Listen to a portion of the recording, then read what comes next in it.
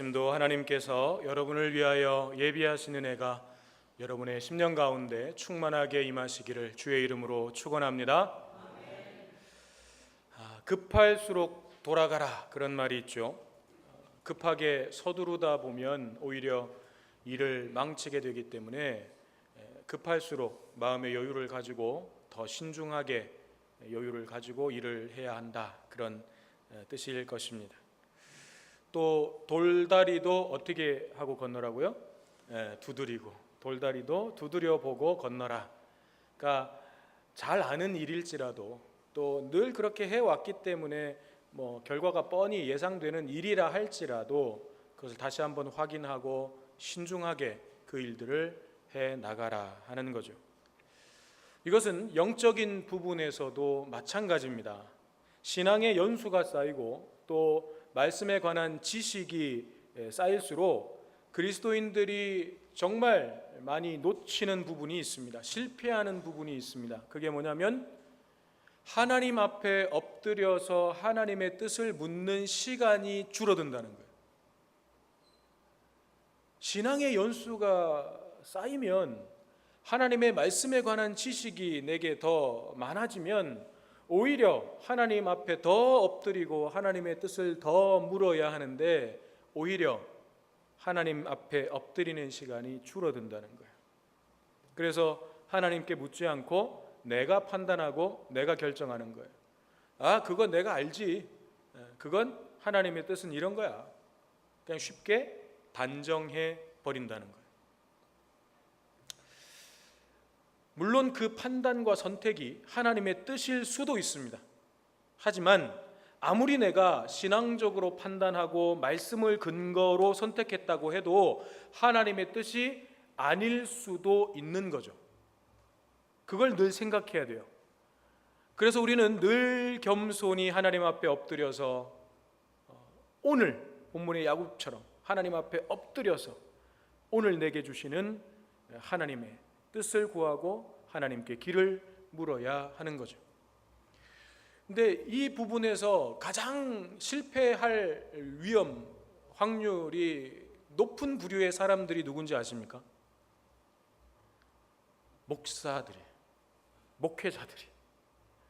목회자들이 이 부분에 있어서 가장 위험한 사람들입니다. 내가 알고 있는 말씀에 대한 지식, 내가 그동안 가지고 있었던 신앙적 경험, 또 어떤 신학적 바탕, 이런 것들을 가지고 너무나 쉽게 어떤 상황에 대해서 하나님의 뜻은 이거야 라고 판단하고 단정해 버린다는 거죠. 하나님 앞에 묻는 과정이 없이. 오늘 우리의 삶 가운데 늘 하나님 앞에 길을 묻고 답을 찾는 그런 우리의 믿음의 여정이 되기를 바랍니다. 자, 요셉이 살아있다는 소식을 야곱이 듣게 됐어요. 우리가 지난 시간까지 살펴보았던 내용을 보면 이제 형들이 집으로 돌아와서 요셉이 살아있고 애굽의 총리가 되어 있는데 아버지를 모시고 우리 모든 식구들을 다 애굽으로 데리고 오라고 합니다. 흉년이 아직 5년이나 남았기 때문에 요셉이 우리 가족들을 자기가 책임지고 복량하겠다고 애굽으로 다 오라고 합니다. 이 소식을 들은 야곱은 이제 더 이상 다른 걸 생각할 게 없죠. 다른 걸 생각할 필요가 없고 지체할 이유도 없습니다. 빨리 요셉을 만나러 애굽으로 달려가야 하는 거죠. 그래서 오늘 본문 1절에 보니까 이스라엘이 모든 소유를 이끌고 떠나 브엘세바에 이르러 그의 아버지 이삭의 하나님께 희생제사를 드리니, 이스라엘이 모든 소유를 이끌고 가나안 땅을 떠났습니다. 자, 그런데 여기서 우리가 먼저 한 가지 주목할 것이 있는데 그게 뭐냐면 야곱의 이름이 이스라엘로 기록되어 있다는 거예요. 야곱의 이름이 이스라엘로. 물론 이스라엘이라고 하는 이름은 야곱이 하나님께로부터 받은 새 이름이죠. 그런데 그 이후로 성경을 보면 야곱이라고 하는 이름과 이스라엘이라고 하는 이름이 번갈아 가면서 사용되는 것을 보게 돼요. 새 이름을 받았으니까 무조건 이스라엘이라고 하는 이름으로 쫙 바꿔서 부르는 것이 아니라 어떤 때는 야곱이고 어떤 때는 이스라엘이에요. 이것은 어떤 구분인가 하면 뭐 반드시 그런 것은 아니지만, 모든 상황에서 다 그런 것은 아니지만, 야곱이라고 하는 이름으로 기록될 때에는 그저 야곱의 개인적인 어떤 상황, 거기와 관련해서 이름이 쓰여질 때는 야곱. 그런데 이스라엘이라고 하는 민족적 차원과 어떤 의미가 연결될 때에는 이스라엘이라고 하는 이름을 사용하고 있다는 거예요, 대부분. 그래서 이스라엘이라고 하는 이름으로 야곱의 이름을 표기해 놨으면 이거는 뭔가 이스라엘 민족과 연관된 어떤 의미가 있나 보다, 그렇게 생각하시면 되겠습니다. 자, 그래서 앞서 우리가 45장 끝에서도 봤지만, 그리고 46장 오늘 1절에서도 그렇고, 애굽으로 내려가는 상황에서 야곱의 이름을 이스라엘이라고 기록하고 있는 것은 이 야곱 집안의 이사가 지금 애굽으로 완전히 이주하는 거거든요. 근데 이 이사가 단순히 요셉을 만나기 위한, 이상가족 상봉을 하기 위한 그런 이동은 아니라는 거예요. 여기에는 뭔가 의미가 담겨져 있다는 거예요. 그게 뭔가 하나님의 뜻과 계획을 이루기 위한 하나님의 섭리라는 거예요. 지금 야곱이 식솔들을 이끌고 지금 가는 이 걸음은 하나님께서 요셉을 통해 야곱의 후손들을 애굽에 정착시키고 거기서 큰 민족, 이스라엘 민족을 만드시려고 하는 그 하나님의 섭리가 이루어지는 과정이라는 것을 강조하기 위해서 야곱의 이름을 이스라엘로 기록하고 있는 것입니다. 자, 그런데 야곱이 이제 모든 이 가족들을, 그리고 뭐 가축들을 다 거느리고 이제 고향을 떠나서 애굽으로 내려가다가 브엘세바에서 멈췄습니다.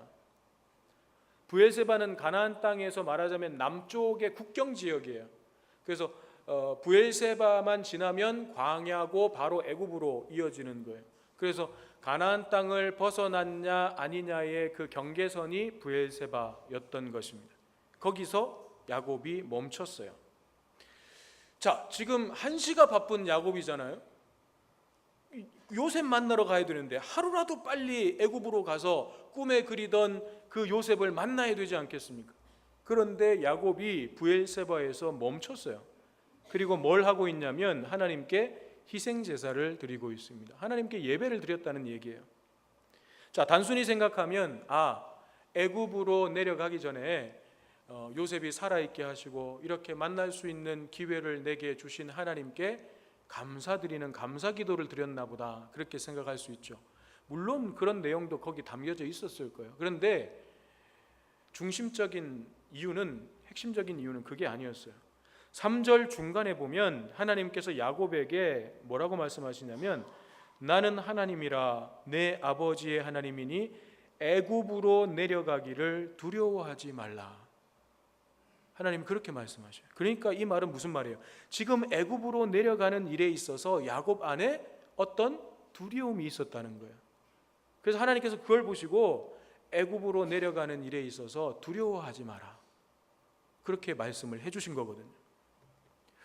자, 처음에 요셉이 살아있다는 소식 들었을 때는 너무 기뻐서 애굽에 그냥 한달음에 달려갈 것처럼 막 이제 서둘러서 지금 갔는데, 가다가 이제 브엘세바 가나안 땅의 국경 지역에 딱 왔을 때에는 야곱이 갑자기 정신이 번뜩 든 거예요. 뭔가 야곱의 마음속에 두려움이 생긴 것입니다. 요셉을 만나러 애굽 가는 길이 두려울 이유가 뭐가 있습니까? 오히려 기쁜 마음으로 빨리 달려가야 되는 거죠. 그런데 야곱은 두려워했다는 거예요. 이 야곱의 두려움의 정체가 무엇이었을까? 이야기를 좀 거슬러 올라가 봐야 됩니다. 이건 뭐 성경에 무엇 때문에 야곱이 두려워했다, 뭐 정확하게 기록은 없지만 우리가 이제 유추를 하는 거예요. 앞서 이제 얘기들로 좀 거슬러 올라가 보면 할아버지 아브라함이 가나안 땅에 처음 왔을 때 큰 흉년이 들었습니다. 그래서 아브라함이 어디로 내려갔어요? 애굽으로 내려갔죠. 거기 갔다가 큰 봉변을 당할 뻔했습니다. 물론 하나님의 보호하심 가운데 이제 안전하게 나오기는 했지만 흉년에 애굽 갔다가 큰 봉변 당할 뻔했어요.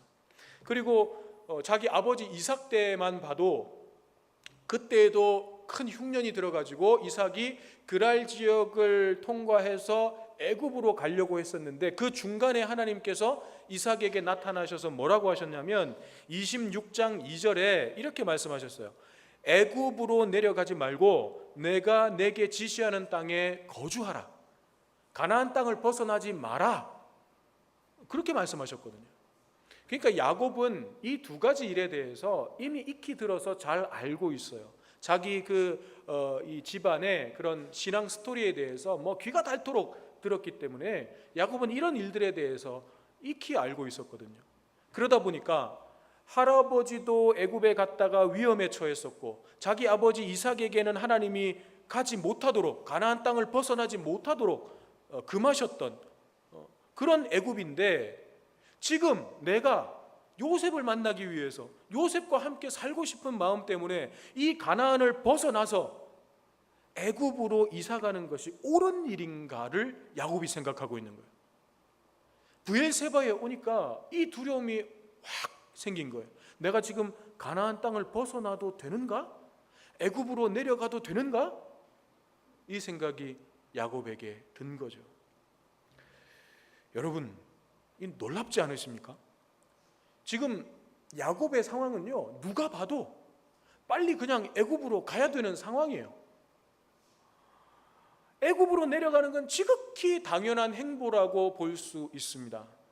죽은 줄 알았던 아들 요셉이 살아있고 게다가 애굽의 총리가 되어서 아버지 모시겠다고 수레 보냈잖아요. 애굽의 수레, 바로의 수레를 보냈잖아요.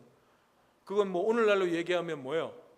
시골에 계신 부모님 이제 모시고 살겠다고 고급 승용차와 기사까지 탁 대동해가지고 모시러 보낸 거예요. 그러면 당연히 아들이 오라 하는 대로 쫙 이제 가서 아들 효도 받으면서 그렇게 사는 거죠. 누구나 다 부러워할 일 아닙니까? 그런데 야곱은 요셉을 만나고 싶은 이 인간적인 감정을 절제하고 억누르고 인간적인 생각에서 나오는 당위성도 내려놓고 이건 그냥 이렇게 해야 되는 거야 라고 하는 그 당위성조차 내려놓고 이 일이 하나님 앞에서 옳은 일인가를 생각하고 있는 거예요. 이 일이 하나님께서 기뻐하시는 일인가를 하나님께 지금 묻고 있는 것입니다. 이렇게 애굽으로 가는 것이 하나님의 뜻이 맞는지에 대해서 하나님께 여쭙고 있는 것입니다. 정말 너무나도 성숙한 믿음으로 변화된 야곱의 모습을 우리가 보게 되는 거죠. 우리가 알다시피 야곱이 지금까지 어떤 인생을 살았습니까? 하나님의 뜻보다 늘 뭐가 앞섰어요? 자기 생각, 자기 판단, 자기의 경험, 자기 욕심, 자기의 꾀와 능력 이런 것들이 언제나 하나님의 뜻보다 앞섰던 사람이에요. 그런데 그런 야곱의 성향들을 하나님께서 야곱의 전 인생을 걸쳐서 만지시고 깎으시고 다듬으시고 빚어가시면서 그렇게 여기까지 온 거죠. 사실 얼마 전까지만 해도 야곱은 하나님의 손에 다듬어졌습니다. 하나님의 연단을 얼마 전까지만 해도 받았어요. 앞서 우리가 살펴봤던 이야기 가운데서 왜 양식을 사기 위해서 어쩔 수 없이 베냐민을 애굽으로 보내야 했던 그 상황이 있지 않았습니까? 그때 야곱은 마지막까지 놓지 못했던 자식에 대한 이 편애와 집착, 욕심 이것까지 내려놨어요. 43장 14절에서 베냐민 떠나보내면서 야곱이 뭐라고 했는가 하면 내가 자식을 잃으면 잃으리로다. 마지막 남은 그 욕심, 야곱에게 마지막 남아 있었던 그 욕심, 사랑했던 아내 라헬이 낳은 아들 요셉이 있었지만 요셉은 잃었고 마지막 남은 베냐민, 이 아들만큼은 내가 내 손에서 절대 놓을 수 없다고 꼭 붙잡고 있었는데 하나님께서는 당신의 뜻과 계획을 이루시기 위해서 그 아들마저 내려놓으라고 하셨거든요. 그 아들마저 네 손에서 놓으라고 말씀하셨거든요. 결국 그렇게 하나님의 섭리 가운데 베냐민마저 내려놓은 야곱은 이제 세상 모든 것을 하나님 앞에 다 내려놓은 것과 마찬가지였어요. 베냐민을 하나님 앞에서 놓았다는 것은 야곱이 모든 것을 다 하나님 앞에 이제 내려놨다는 얘기예요. 그러니 하나님께서는 전 인생을 통해서, 야곱의 모든 전 인생을 통해서 다듬어 가시고 빚어 가시는 거죠. 이것은 우리의 인생도 마찬가지입니다.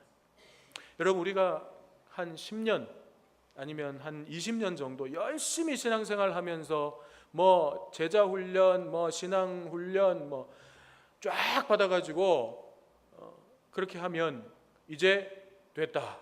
우리 영화 같은 데 보면 하산하거라. 더 이상 가르칠 것이 없다. 신앙이라는 게 그런 게 되는 거예요? 안 되잖아요. 한 20년 열심히 신앙생활하면 수료증 나와가지고 이제 더 이상 배울 것 없다, 하산하거라, 이런 거 아니잖아요.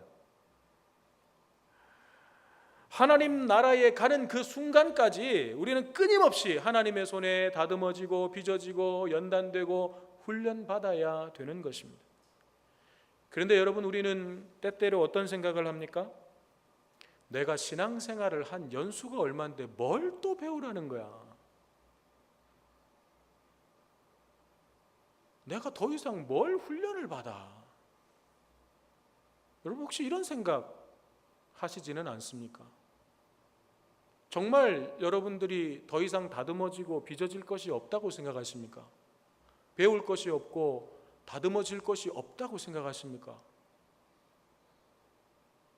그렇다면 그것이 얼마나 하나님 앞에서 교만한 생각인지를 알아야 돼요. 야곱도요, 얼마 전까지 계속해서 하나님의 연단과 훈련을 받았어요. 믿음의 성장과 성숙에 있어서 완성이라는 것은 결코 있을 수가 없습니다. 자, 그런데 그럼에도 불구하고 하나님께서는 그런 우리를 하나님 나라 들어가기 직전까지도 완성되지 않는 이 부족하고 연약한 우리의 믿음을 뭐로 여겨주셔요? 의롭다 여겨주시는 거예요. 우리가 하나님 나라 들어가는 게 믿음의 완성을 이루어가지고 하나님 나라에 자격돼서 들어가는 게 아니잖아요. 하나님 나라 들어가기 직전까지 우리는 도저히 완성이 안 되는 거예요. 그런데 우리가 그 완성을 향해서 애쓰고 몸부림치고 그렇게 달려온 그 믿음을 하나님이 보시고, 그 믿음이 흠이 많고 연약하고 부족해도 그걸 의롭다 여겨주시고 하나님 나라에 받아주시는 거예요. 하나님 나라에 품어주시는 거예요. 그러니 우리가 하나님께 드릴 것이 무엇이겠습니까? 우리가 하나님께 드릴 것은 하나님의 그 은혜와 사랑에 대한 감사와 찬양밖에 드릴 게 없는 거예요. 우리가 하나님께 드릴 것은. 그렇게 하나님의 손에 붙잡혀서 깎이고 다듬어지고 빚어진 야곱은 이제 모든 상황에 있어서 하나님을 의식하고 하나님을 두려워할 줄 아는 믿음의 사람이 되어 있는 것입니다. 근데 여러분, 하나님을 두려워할 줄 아는 믿음이라고 하는 것이 하나님에 대한 공포감 때문에 무서워서 벌벌벌벌 떠는 이런 게 아니에요. 어떤 분들은 하나님을 두려워할 줄 알아야 된다 그러면 막 하나님을 무서워해야 된다고 생각해요. 내가 이 잘못하면 하나님 막 벌을 내리시고 내 인생에 사고가 일어나고 막 그런 게 막 그렇게 하실까 봐 두려워가지고 하나님 앞에 막 벌벌벌벌 떠는 거, 그게 하나님 두려워하는 게 아니에요. 그건 절대로 하나님이 원하시는 게 아니에요. 그런 신앙에는요, 억지로 하게 되는 거예요. 내 마음에 기쁨이 없고 감사가 없어도 내가 이걸 하고 싶어서 하는 게 아니라 내가 후환이 두려워서, 하나님이 내게 막 나쁜 일을 주실까 봐 후환이 두려워가지고 억지로 하는 거예요. 그건요, 우상을 섬기는 사람들 똑같이 하는 거예요. 그 사람들이 우상을 섬기는 이유가 뭐예요? 내가 밉보였다가 그 신이 나한테 해코지 할까 봐 신을 달래느라고 내가 막 정성도 쏟고 막 하는 거잖아요. 하나님이 원하시는 건 그런 게 아니에요. 하나님을 두려워할 줄 안다는 것은요, 하나님을 마음을 다해서 내가 존중해드리고 사랑하는 거예요. 하나님께서 우리의 인생의 주권자이심을, 주인이심을, 내 생명의 주인이시고 내 인생의 주권자이심을 인정하고 존중하는 것, 그게 하나님을 두려워할 줄 아는 믿음이에요. 그런 믿음을 가진 사람은 자연스럽게 모든 일을 행함에 있어서 이 일이 하나님께서 기뻐하시는 일인가를 먼저 생각하고 겸손히 하나님 앞에 뜻을 묻게 되어 있습니다. 이것이 하나님을 경외하는 삶이에요. 하나님의 주권을 인정해 드리니까 이 일이 하나님의 뜻인지를 당연히 묻는 거죠. 사랑하는 여러분, 우리 모두가 정말 하나님을 두려워할 줄 아는 진정한 믿음의 사람들로 다듬어지게 되기를 바랍니다. 끊임없이 하나님의 말씀 앞에 서고 끊임없이 하나님께 기도하면서 이것이 하나님의 뜻인지, 하나님께서 기뻐하시는 것인지를 묻는 믿음의 삶으로 나아가게 되기를 바랍니다. 오늘 본문의 야곱은 그렇게 하나님 두려워할 줄 아는 겸손한 마음으로 하나님 앞에 엎드려서 지금 애굽으로 내려가는 이 길이 하나님의 뜻인지를 묻고 있는 것입니다. 자, 그렇게 야곱이 하나님 앞에 엎드렸더니 하나님께서 야곱에게 나타나셔서 말씀해 주시는데 3절 4절 말씀이 그거죠. 하나님이 이르시되 나는 하나님이라 내 아버지의 하나님이니 애굽으로 내려가기를 두려워하지 말라. 내가 거기서 너로 큰 민족을 이루게 하리라. 내가 너와 함께 애굽으로 내려가겠고 반드시 너를 인도하여 다시 올라올 것이며 요셉이 그의 손으로 내 눈을 감기리라 하셨더라. 즉 지금은 애굽으로 내려가야 할 때고 그것이 하나님의 뜻이니까, 그것이 나의 뜻이니까 두려워하지 말고 내려가라 하나님께서 말씀하시는 거예요. 아버지 이삭 때까지는 애굽에 내려가면 안 돼요. 그게 하나님의 뜻이었어요. 그런데 이제는 하나님의 약속의 성취를 위해서 야곱이 애굽으로 내려가도 되는, 아니 내려가야만 하는 시기라는 거예요. 이제는 애굽에 내려가는 것이 하나님의 뜻이라는 것입니다. 그래서 여러분, 오늘 우리가 생각해야 할 중요한 사실 하나가 뭔가 하면, 같은 상황이라 할지라도, 비슷하고 똑같은 상황이라 할지라도 예전의 상황과 지금의 상황에서 하나님의 답이 다를 수가 있는 거예요. 우리가 그것을 기억해야 됩니다. 예전 상황에서 하나님이 이렇게 응답하셨고 이런 답을 주셨고 그때의 하나님의 뜻이 이런 거였으니까 비슷한 상황이네? 그러면 당연히 이 상황에서도 하나님의 뜻은 이거겠지? 그거 내 생각이에요. 내 판단이에요. 우리가 이런 실수를 굉장히 자주 범해요. 하나님의 뜻이 이랬다 저랬다 한다는 의미가 아니라 하나님께서 당신의 뜻을 이루어 가시는 그 방법이 그 때와 상황에 따라서 다를 수 있다는 거예요. 하나님의 방법이, 사용하시는 방법이 다를 수 있다는 것입니다. 그래서 중요한 것은 오늘 지금 하나님께서 나에게 뭐라고 말씀하시는지에 집중하고 귀를 기울이고 말씀을 통해서 하나님의 뜻이 무엇인지를 묵상하는 것이 너무너무 중요한 거예요. 그런데 이런 과정이 없이 우리는 너무나도 쉽게 하나님의 뜻을 속단하고 내가 판단하고 내가 결정해 갑니다. 그러면서 저는 말씀을 근거로 판단한 건데요? 라고 이야기합니다.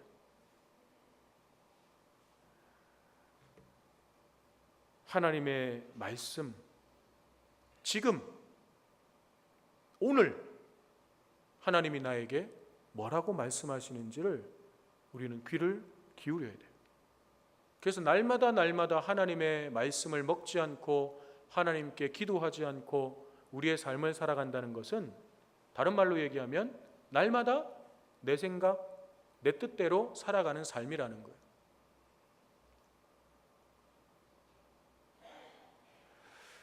자, 이처럼 하나님의 말씀을 들은 후에 야곱이 모든 가족들을 데리고 이제 애굽을 향해서 다시 출발합니다. 그리고 이제 8절부터 27절까지 오늘 읽지는 않았습니다만 애굽으로 내려가게 된 야곱의 자손들의 이름이 쭉 나와요. 그리고 이제 마지막 27절에 보면 요셉이 애굽에서 낳은 아들 2명까지 포함해서 애굽에 정착한 야곱 집안 사람들이 전부 70명이었다. 그렇게 기록하고 있습니다. 자, 이 70명이라고 하는 숫자는요, 딱 70명을 의미한다기보다는 상징적 의미가 강한 거예요. 어떤 사본에는 이 70명보다 좀 적은 숫자가 기록된 것도 있고 어떤 사본에는 70명보다 좀 더 많은 숫자가 기록되어 있기도 해요. 그런데 지금 모세는요, 이 70이라고 하는 숫자를 의도적으로 맞춘 거예요. 여기는 의미가 있다는 거죠. 그게 뭔가 하면 성경에서 완전함을 의미하는 숫자가 7입니다. 7. 완전함을 의미하는 숫자 7. 그리고 충만하다, 꽉 찼다라고 하는 의미를 담고 있는 것이 10이에요. 10뿐만 아니라 100, 1000, 만 이런 숫자들은 성경적으로 충만하다라고 하는 뜻을 갖고 있어요. 그러니까 7과 10이 곱해져서 70이 나온 거예요. 자, 이것은 다시 말하면 야곱이 지금 걸어가는, 식솔들을 이끌고 애굽으로 걸어가는 이 발걸음이 하나님의 뜻이 충분히 완전하게 온전하게 이루어지는, 성취되는 복된 발걸음이라는 것을 강조하기 위해서 후손들을 70명이다 그렇게 기록한 거예요. 이것은 이스라엘 사람들이 이걸 딱 보면 70이라고 하는 숫자를 볼 때 이게 어떤 의미겠구나, 그 사람들은 바로 알아요.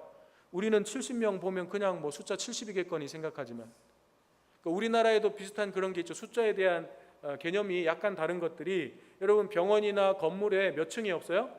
4층이 없어요. 외국 사람들은 이게 이해가 안 돼요. 1층, 2층, 3층, 5층이래. 엘리베이터에 1층, 2층, 3층은 아라비아 숫자로 가다가 4층은 F래.